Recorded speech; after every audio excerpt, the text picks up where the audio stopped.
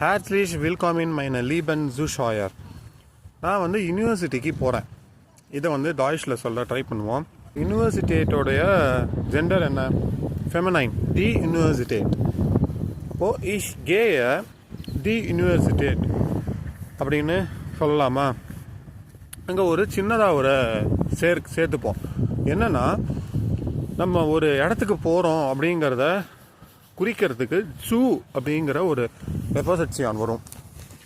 அதாவது சூ அப்படின்னா ஒரு ரிஷ்டுங்கன், ஒரு டைரக்ஷன், ஒரு இடத்த நோக்கி போகிறோம் அப்படிங்கிறத சூ குறிக்கும்.